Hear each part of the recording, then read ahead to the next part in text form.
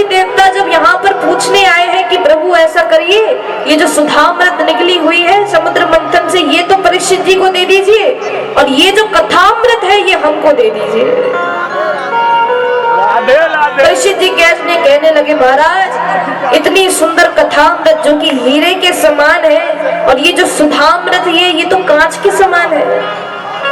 ऐसी अमृत को पी करके हम क्या करेंगे जब हमारे पास कथामृत बैठी हुई है।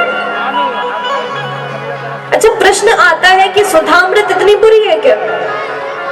देखिए, सुधामृत बुरी नहीं है, लेकिन दोनों में बड़ा ही फर्क है।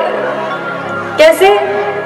देखिए, कथामृत पीने के लिए ना किसी को भी शुद्ध होने की जरूरत नहीं है। इस संसार में कोई भी कैसा भी व्यक्ति है वो कथा को श्रवण कर सकता है, कथामृत पी सकता है।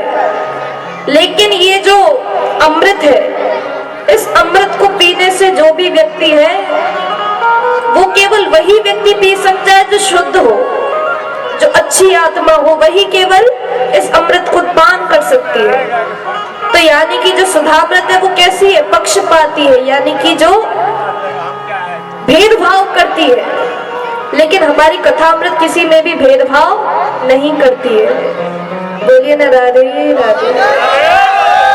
इस प्रकार से श्रीमद् भागवत महापुराण की बड़ी ही सुंदर यहाँ पर वर्णन किया है कि जब देवताओं को डांट फटकार करके भगा दिया कि जाओ यहाँ से, कोई तुम्हें अमृत नहीं मिल रहा, सारे देवता दौड़े दौड़े ब्रह्मा जी के पास गए हैं। जाकर के कहने लगे कि महाराज एक बात बताओ, क्या कथामृत सुधामृत से इतनी अच्छी है कि परीक्षित जी ने सुधामृत पीने से मना कर दिया और कथामृत के लिए हाँ कर दिया?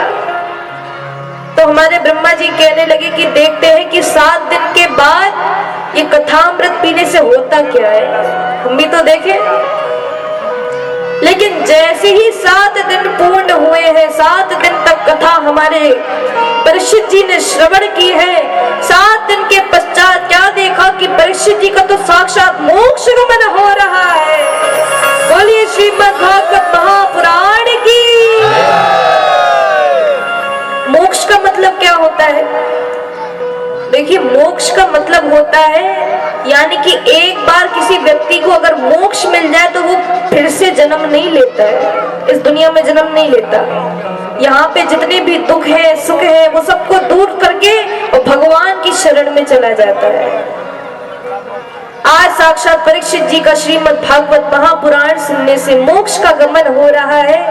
जैसे ही ये चीज हमारे ब्रह्मा जी ने देखी, तुरंत क्या किया?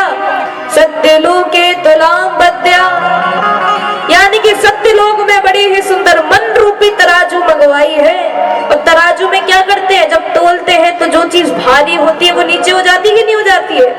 उसी प्रकार से ये मन रूपी तराजू है, यानी कि व्यक्ति का जो मन है वो किसकी और ज्यादा भारी होता है, इसको देखने के लिए हमारे ब्रह्मा जी ने सत्यलोके तुलाम बद्या, यानी कि सत्यलोक में मन रूपी तराजू मंगवाई है। एक तरफ श्रीमद् भागवत महापुराण को रखा है और एक तरफ जितने भी सारे संसाधन है, संसार के जितने भी सुख है, सबको एक तरफ रख दिया है। तो क्या हुआ? आज साक्षात श्रीमद् भागवत महापुराण का पल्ला भारी हो गया है।